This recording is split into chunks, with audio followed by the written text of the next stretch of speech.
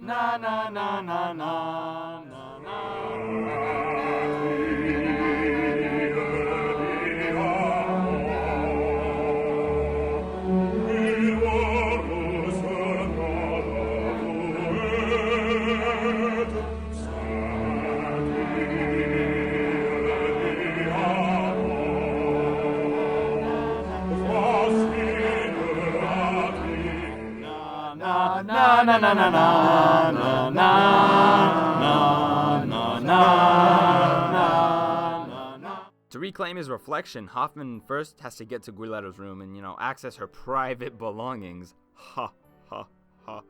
So, the person who stands in his way is a suitor, actually, and so Hoffmann just kills the suitor in a duel. Pretty vicious dude. Yeah, when the going gets tough, Hoffmann definitely steps it up.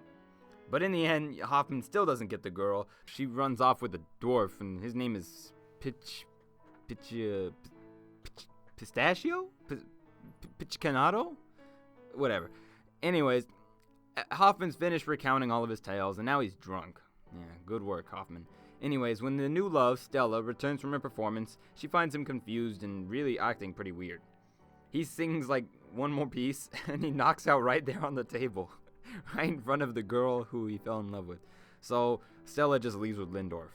And so once again, the muse, the fairy godmother looking dude, protected Hoffmann from the beguiling charms of woman. So Hoffmann loses. Again.